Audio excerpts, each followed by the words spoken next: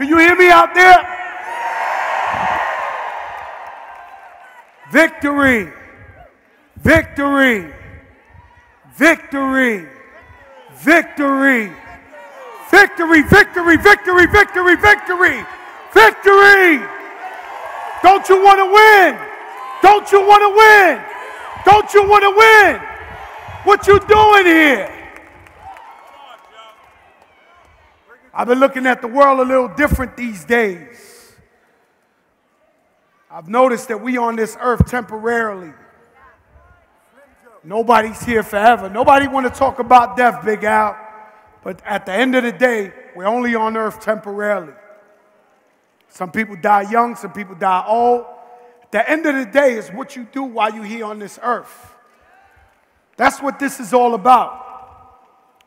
Right now we got a saying in hip-hop or wherever, which is one of the most beautiful phrases ever. It's called, I'm living my best life now. They say, I'm living my best life. I'm living my best. The point is, if you stand in third party and you look at yourself, you realize you're only on earth for a short amount of time. Now, I hate people who settle. I hate people who want to live boring lives, mediocre lives, want to live a regular life. When you know the reason you here, the reason everybody's here right now is because they want a better shot at life. You know that you deserve that. You know, time is the master of all things. So you got to take advantage of the time. Every second got to count. Everything you do got to count. You got to put your time and your effort into this business. Otherwise, it won't succeed. I got to be honest with you. This is a big family here. We all love each other. If you ain't noticed by now, you're at the wrong place. You turn around, you look at all different ethnicities, Asians, white people, Latino, black, you name it. This is the only business where there's really true gender equality. When you look at Joanne Chi, you look at Elizabeth Weber, when you look at Lauren, these women are boss women. This business is made for everybody to succeed. So I'm doing just fine, guys. I really come here for you, for my loyalty for you, for my family in Market America. But it's time you wake up. I don't want to come up here talking the same things over and over and over, and you're not getting in the game, and you're not really doing what you got to do. Sometimes I get upset. I come to conferences, some people act like this is a social club, a social gathering. Have you made money? Do you realize why you even got in this business is to make money? This ain't no hangout. I'm not here for my help. I'm here to encourage you. I'm just a vessel. I'm just a wake-up call. I'm just a messenger. That's it. It's about you. It isn't about me. It's a traditional job. Let me tell you about a traditional job, 9 to 5. It's a sucker's bet. My titi Amalia, recently, she worked for the same company for 19 years. 19 years in this company. One day she walked in like last month and the doors were closed and it said going out of business. Now Titi Amalia dedicated her whole life to this place. She went every day, snow, rain, shine. She went to this place every day, gave it her all. Don't you think employee of the 19 years should have got a heads up? What's crazy is she's older now, and it's 19 years. She's 1 year shy of her pension. She didn't even make a pension. 19 years. Right now, if I called her live in front of all of you right now, the lady pick up the phone, all she start doing is crying. She don't know how to stop crying. Every time we call her, she just keeps crying, crying. She can't believe it. But there really is no job security. They're fooling you into believing that there's job security. So if you're not an entrepreneur and own your own business, the joke's on you. That's what this thing is all about. You owning your own business. This business has been Uberized before Uber. Do you realize this has been social media before social media? JR saw it 27 years ago. And he was ahead of his time. And he gave the average person the right to win. Let me tell you something. I respect these guys because they paved the way, but they're no different than you. If we take a survey of all these millionaires' roles backgrounds, they ain't no different from you. They came up hard. They came to this business and they realized this is the plan. I'm going to stick to it. I'm going to follow it. And now they're successful. And we celebrate their wins. But they're no different than any one of you guys up there.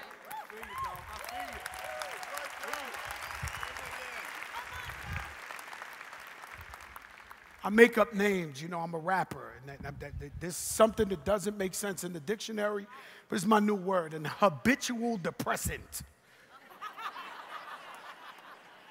It's a functioning depressed people. You know these people? When I go visit my friends, even though I love them and I know that's a functioning depressant, I take migraine pills before I go visit these guys because I already know all the shit they're going to tell me. Guys don't believe in themselves. These people are so mad at their lives because they were capable to do anything they wanted to do, and they didn't take the opportunity. They didn't fight. I work like a slave. As long as I'm healthy, my family's healthy, I could pay the bills, my family's well taken care of, I don't care. I don't got to stay at the Ritz-Carlton. I stay at La Quinta Inn, Motel 6. I don't care. As long as my family is having a great time. But you got to live your best life now. These people, they're so jealous. It's always the ones next to you that want to count you out. Jealousy is amazing. You want to know who's really your friend? Somebody who might just say, all right, have fun at convention. But that person that goes around and tells your family, you know, Annie's doing a big thing. There's a big convention, Fat Joe, JR, everybody. There's people who want the best for you. That's what this convention is all about. Now, I'm going to tell you something. I listened to Pam Bowling. She was making $14,000. She brought 60 people to the conference. In 6 months, she made $132,000. If you don't sell tickets, if you don't bring your team here, your business will never grow. We know that there's no other place where you could be involved in this business, where you get this energy, this type of optimism, this type of love, where you see people who are successful doing the things you want to do. You got to get your people here. So when you go back on the streets, you're ready to fight the war. I'm tired of this story, but I got to tell you this story because every time I walk around this conference, people beg me to tell them this story. The story is called The Invisible Train. It's The Invisible Train. Many years ago when I started rapping out, I had my little cute girlfriend. I had my Lexus, my gold chain, little apartment. I was doing all right. I was signed to a record label called Relativity Records. And just like in Market America, I come over here. I was used as a vessel there. One team, one dream. Yo, Relativity Records, we're the ones. And we was all coming up. I thought we were struggling, but the truth was the company wasn't really struggling. So one day the owner of the company runs in and says, I got to show you this video. I got to show you this video. And he sticks out a VHS, and he puts the thing in. And it was one of the most amazing things I ever seen. People were flying. It was like lightning, fire. I was like, oh, my God, I never seen nothing like this. So I tapped him. I said, hey, Alan, this must have cost $1 million. He said, it did cost $1 million. I spent $1 million. This is the new group. I said, but Alan, you spent $7,000 on my video. We all know it takes money to make money. So I said, you don't believe in me. So he said, Joe, I got love for you. I said, no, I got to leave. And then I did the right thing, the moral thing. I got all the other rappers that I was cool with, said, look, I'm going to leave. I'm going to leave. What's up with you guys? We're never going to be nothing here. These guys don't believe in us. So they were like, yo, Joe, I got a rope chain. I got a car. Yo, Joe, I got a little apartment. I said, but you don't understand. We got in this business to get rich. We can't get rich here. So sure enough, it looked like the riskiest move of my life, but I stepped out the door, and the truth is I stepped into an invisible train. Within 6 months later, I owned my own record label. Within a year later, we sold 2 million records with Big Pun. The rest is history.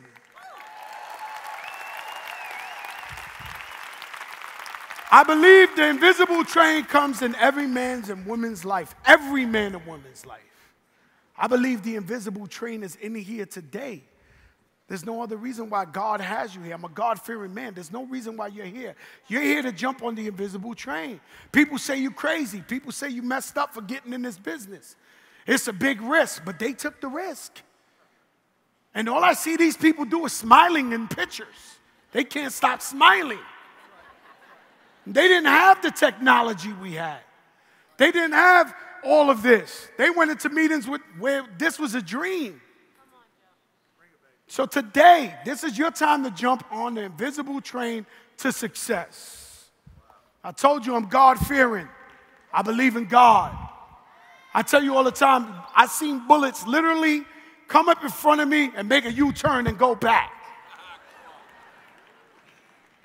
I'm telling you the truth.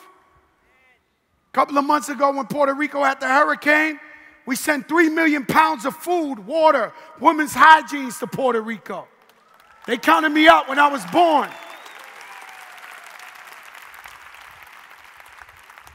You got to believe. If you don't believe, how do you expect your team to believe? How do you expect to lead by example if you're telling yourself a lie? If you lie to yourself, that's the worst thing you could ever do in life. You got to keep it real. A couple of years ago, I was doing a little bit bad. I told my wife, yo, chill off the Birkin bags. We ain't got it. Relax. I'm going to go get it, but chill. It ain't the time. If you lie to your wife and your kids, that's why people kill themselves, because they're living a lie. You can't lie to yourself. So you got to believe and lead by example. If you don't go out there and walk the walk and talk the talk, your team is watching you at all times. So if you're doing the right thing and you believe in, they're going to follow right behind you. Like JR says, like ducks. They all fall in the line and they go. You know, I had so much stuff against me. My brother went blind. My sister passed away childbirth. My son is autistic. I could just run him down. I've been shot. I've been stabbed. I went to jail for something I ain't do. I could just keep telling you reasons why I need to quit. I could give you every example for Fat Joe to give up. And if I would have gave up, we wouldn't have been all the way up.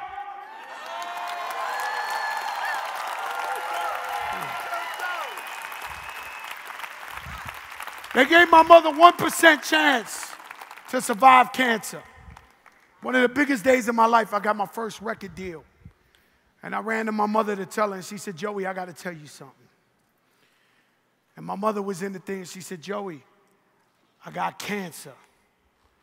This is one of the most painful things you could ever experience in your life when the leader of the ship, your mother, the one who puts everything together, tells you, yo, I have cancer. She didn't realize something I wouldn't even do to my kids now, God forbid. She really killed me when she said, Joey, I don't want to die. That was like, whoa. It was like a missile in my chest. So I said, Mom, what could we do? She said, so we sat with the doctor. The doctor said, listen, bro, if it's my mother, I would let her live 4 months in the house happy with all the kids and stuff like that. I went and put my mother through the surgery, 16-hour surgery, chemo. But he said, you know, there is a 1% chance. So my mother looked at me, she said, Joey, it's a 1% chance. There's a chance. So I'm like, yeah, Ma, it's a 1% chance. Let's go, let's go, let's go. 27 years later, my mother's here on earth with us.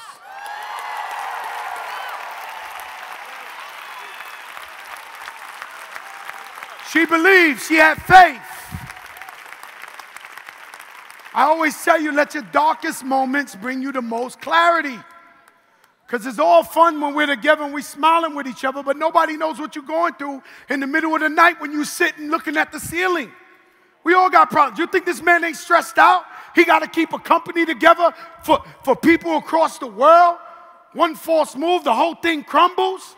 You know what type of stress that man's going through to make sure you get your check every week? If you're in Mark America, you steal from here, you're stealing from yourself. You're robbing yourself.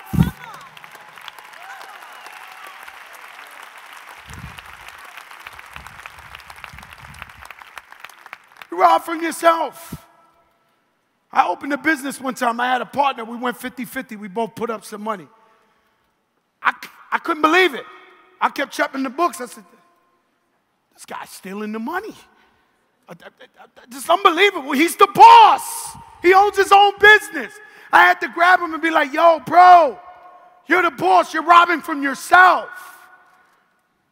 What happens? Too many people rob. Too many people mess up the ecosystem. We all out of luck. But guess what? And I don't want to sound too crazy to y'all, but America don't care. They ain't the middle class. The middle class disappeared like a sinkhole. You either rich or you poor. You can't open a McDonald's. You can't open a Burger King or Starbucks. You're making $10 an hour. You rob from yourself. You're destroying yourself. I'm telling you something. Pay attention. Somebody does something wrong, you tap and you say, yo, you're killing us. Because we're here for us. When I needed you guys the most, and I was at the worst point in my career, and I sat here with y'all, you guys loved me. You inspired me. You motivated me. You told me, Joey, you're going to get back up there again. Joey, you're going to do your thing. I love you guys. That's why I'm here. There's no other reason for me to be here. Pam Bowling, Tony Bowling, they deserve more. They deserve more. And let me tell you something. Well, that was real strong, Pam, you getting up here talking for us. And we all love you. And we all been praying. That was like, I'm not going to go there with you, right? Because Joey don't do the crying, but he was doing the crying. Okay? So, we with you, bro. You already know. You know, you started this. You know you got an army with you. We all praying. We all, right, Big Al? We all praying. I'll tell you a quick story before I get out of here. When you're at your lowest point, when everything seems like it's over, when you're down and out, I'm going to tell you a story about a good friend of mine who I discovered. His name is DJ Khaled. DJ Khaled. You love DJ Khaled, huh? Well, 3 years ago, DJ Khaled kept coming to my house every day for 12 hours, and I was running away from him. My wife was like, he's here. I'm running out the door. He catches me. Joe! Once this guy catches you, you're kidnapped. There's no way you, okay, what's going on now? Like, right?